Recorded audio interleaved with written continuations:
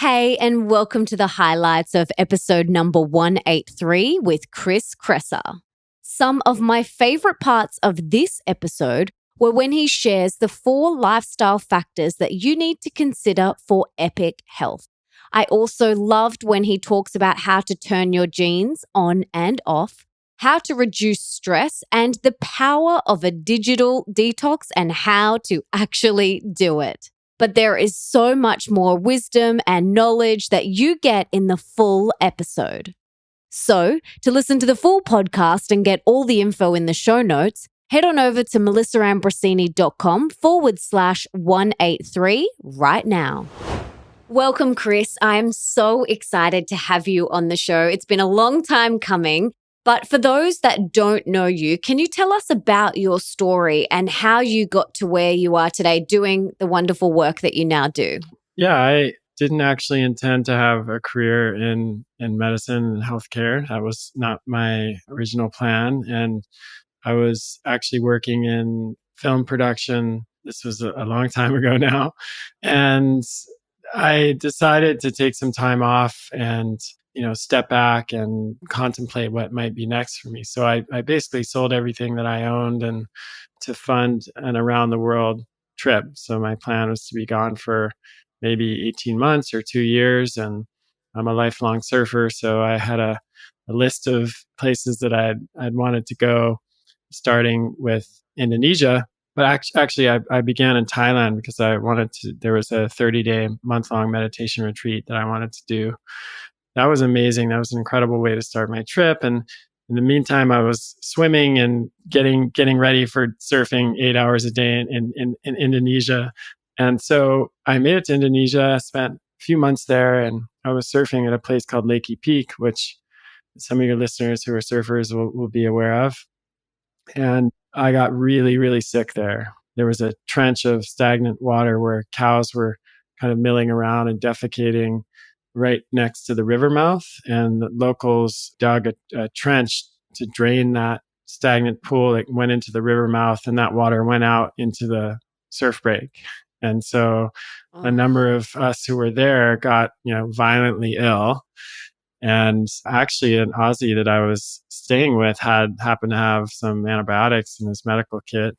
And I took them and was able to kind of get back from the edge, and then was well for, maybe 6 to 9 months after that. But then was coming back and was in Australia, actually living in Byron Bay, and started to feel worse again, started to develop digestive symptoms again. And this time I was getting fatigue and muscle aches and a bunch of other symptoms. And I was a little over a year into my trip at this point, but it started to get worse and worse. And it became clear that I wasn't going to be able to keep traveling. So I went home to the States, and I saw, went to my conventional doctor, and he suspected it was, some kind of lingering parasitic thing, gave me Flagyl, metronidazole, which is a anti-parasitic medication, and, said, come back if it keeps up. And, very long story short, it took about 10 years of just a crazy level of exploration, investigation, experimentation, trial and error, every special diet that you can imagine, thousands and thousands of dollars of supplements, most of which didn't work. Everything from, seeing top tropical disease specialists in the United States and other countries to energy healers and shamans, to living at the Esalen Institute for 2 years in Big Sur, which is a psycho-spiritual retreat center that's been around for a long time. I'm sure many of your listeners have heard of it, to kind of explore the psycho-spiritual, emotional roots of the condition and, try to figure out why I wasn't getting better. And I just, I left no stone unturned. And eventually through that process was able to, work my way back to health. And then during that time, as I was regaining my health, people around me started to ask me questions, about what was happening and what I was learning. And they saw the transformation that was happening, and they were curious. And, people who had their own health issues started to reach out. And after a while, I started to get the idea that maybe I could translate this experience that I had had into a way of helping other people and, serve others that were struggling with a similar process. And one of the practitioners that had been most instrumental in my own healing journey was an acupuncturist. And so I decided to go back and study acupuncture and integrative medicine. And while I was in school, I discovered functional medicine. And as soon as I discovered functional medicine, that was it. I knew that was the path for me. And I never actually practiced acupuncture professionally outside of school because I just opened a functional medicine practice right when I finished my training. And that was 10 years ago. So one thing led to another, and here I am. So your latest book, Unconventional Medicine. So what is unconventional medicine? Well, that's just another term for functional medicine, really, or a play on words, since of course we all refer to conventional medicine as just the dominant paradigm system that we're all familiar with. And conventional medicine as we know it is incredible in certain areas. It's it's the phenomenal way of dealing with trauma, with emergencies, with infections and other acute problems. These are amazing gifts that allopathic medicine has offered us. It's dramatically reduced the rate of deaths from infectious disease. There's so many things that conventional medicine has offered, but what it's not good at is addressing chronic disease. And chronic disease now is by far the biggest challenge that we face from a healthcare perspective. Do you think that's the biggest challenge you see right now in the healthcare system? Oh, there's absolutely no question. I mean, a lot of the statistics are US based, but you can assume that they're similar in Australia and in other parts of the industrialized world. But to give you an idea, in the US, 40% of Americans now has a chronic disease and 60% have multiple chronic diseases. 7 of 10 deaths are caused by chronic disease, including 3 of the 4 top causes of death. And 90% of the $3.5 trillion that the US spends on healthcare as of 2017 goes towards the treatment of chronic disease. So it's, that is the biggest issue. We're arguably in a privileged place now because back in 1900, the top 3 causes of death were all acute infectious diseases: typhoid, tuberculosis, and pneumonia. And our medical system evolved in that environment, and in large part was a response to those needs at that time. It was pretty straightforward. It was, a single problem, single doctor, single treatment, and that was it.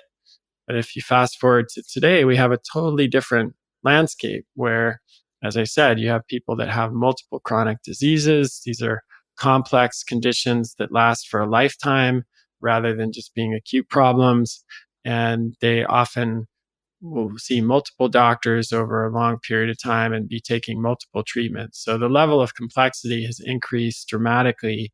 But the model that we're using and still trying to apply to chronic disease is the same one that was developed in response to acute problems, which were the biggest challenge before. And that's where the mismatch is happening. So what can we do? Like, what can we do personally on an individual level in our own home to really make sure that we are thriving on every level? Because I feel like we really do need to take back control in our own home. In your opinion, like, what can we do? Well, if you consider the fact that 85% of the risk of disease is not genetic, so less than 15% of the risk of disease is genetic. And if you consider that 90% of what determines our lifespan is also not genetic, it's environmental, then the conclusion there is that changing our diet, our lifestyle, and our behavior is the single most important step that we can take to prevent and even reverse chronic disease. That's a good news, bad news situation because that control is in our hands. To be able to take those positive steps to improve our health. So I think that that's tremendously empowering to know that most disease is not genetic, and therefore we have control, a large degree of control in our lives through the choices that we make on a day-to-day basis of our health. The downside of that is that most people are not making good choices. And I don't see this as an individual failing. I see it as a deeply entrenched social problem, an economic problem, and also just a problem with how our brains are wired and the mismatch between our modern environment and our genes and our biology. Yeah, I totally agree. So, what are some of the healthy choices that we can make in our homes today and lifestyle choices as well? Well, food is always a good starting place. And of course, there's lots of discussion and disagreement about which diet is the right diet. And, we can go into as little or as much detail as you want there. But I would say a really good starting place for most people is just a 4-word diet or phrase, which is just eat real food. So this means, if it comes in a bag or a box, you probably shouldn't be eating a lot of it. You want to stick with fresh, whole, nutrient dense foods, meat and fish, fruits and vegetables, nuts and seeds, and some starchy plants, and maybe some properly prepared grains and legumes if you do okay with those, as well as full fat or fermented dairy products if you do okay with those. Not everybody does, but these are the foods that our ancestors have been eating for millennia in the case of the former foods, and for the last 10 or 11,000 years in the case of dairy products and grains. Whereas if you look at the foods that comprise like 60% now of Americans' diets, they're highly processed and refined foods. So that is a very far cry from what our typical ancestral diet is. And our ancestral diet was naturally low in calories, nutrient dense, and anti-inflammatory, whereas our current modern diet is just the opposite of that. They're not high in calories, pro-inflammatory, and nutrient poor. So that's always the starting place. You mentioned that not everyone thrives on donuts and those sorts of things, but what is your Mhm. perspective on gluten, dairy, and refined sugar? I think that non-celiac gluten or wheat sensitivity is absolutely real. There's plenty of evidence to support that. I've written many articles on that topic with all exhaustively referenced, but with peer-reviewed studies. So I am completely convinced that there are many people with gluten intolerance that do not have celiac, and that the prevalence of that is growing and is higher than we currently understand. At the same time, I don't believe that it's 100%. I don't think that 100% of the population has an immunological reaction to gluten when they eat it. Having said that, when you look at the spectrum of foods that tends to have gluten in them, it's not, they're usually not great foods, Mm. right? So they're bread, cookies, crackers, lots of refined flour products. They tend to also typically have sugar, a lot of sugar in them. And so removing gluten containing foods from the diet can often be beneficial even if someone is not gluten intolerant for that reason. And what about dairy? What is your thoughts on dairy? About 11,000, 12,000 years ago, no humans consumed dairy products because we didn't produce lactase, the enzyme required to digest lactose, into adulthood. Because humans didn't consume dairy from other animals and only just we just consumed mother's milk while we were breastfeeding. As soon as we were weaned, there was no longer any need to continue to produce lactase, that enzyme that digests lactose. And so the body is very efficient. So there was no need, to for any adult human to have lactase. But then at some point around 11,000 years ago, somewhere we think in the Middle East, what is currently the Middle East now, there was a spontaneous genetic polymorphism or mutation that allowed for ongoing lactase production into adulthood. That may have happened along with cows being domesticated or cattle being domesticated and humans starting to consume dairy.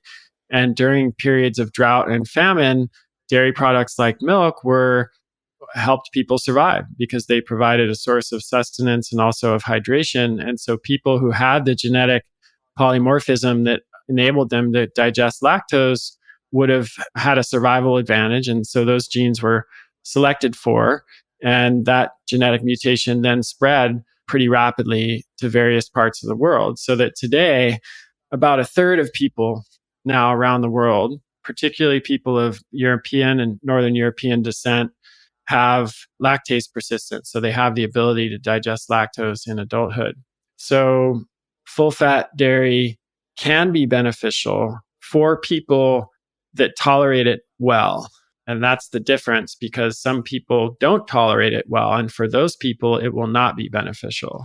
I wanted to hear your thoughts on, reducing inflammation. It's not just about the diet. It's, being disease free. It's not just about the diet. So what else do we need to consider?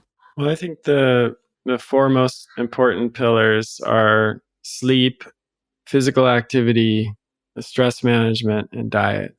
So those, in terms of inflammation and also just general disease prevention and wellness, I think those should be the starting place for most people. So, there's a mountain of evidence now showing that sleep, getting, 7 to 8 hours of sleep is absolutely critical for our health and prevention of disease.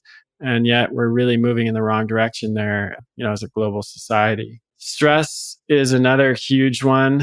And I think through psychoneuroimmunoendocrinology and other fascinating fields of study, we're learning even more about the effects of stress on our health and on disease. And, we live in I think it's a pretty stressful time to be alive right now. There's technology, constant distractions related to that, and a lot of news, and it's not always good. And most families, both parents, are working outside of the house, and it seems like there's just a lot of different things that are competing for our attention, and yet there are steps that can be taken to mitigate the impact of that stress. Putting guardrails around our use of technology is one that I've been talking a lot about lately. For most of us, stress reduction is not necessarily even possible. We might be able to have some impact there, but it's really more, that's why I call it stress management, because it's a question of how do you cope with the stress that you can't avoid, and how do you build practices and habits in your life that help to turn off that fight or flight response and shift you into the rest and digest response. What are some of the boundaries you've set around technology for yourself? I did a 10-day digital detox. So I went on a trip, and I just turned off my phone, and I put an autoresponder on my email. That was a huge shift. And since then, I've been doing an annual digital detox, usually about 10 days. This is one of the strategies that I really recommend, where I completely disconnect from the internet, from my email. And now when I do it, I've gone a step further, because what I found when I came back from those digital detoxes, it was really stressful, because there was like 5 billion emails, waiting in my inbox when I got home. And then I read about a French company that had decided that when their employees go on vacation, that they will delete their emails while they're gone. I love that. Not archive them, not put them in a folder, literally delete them.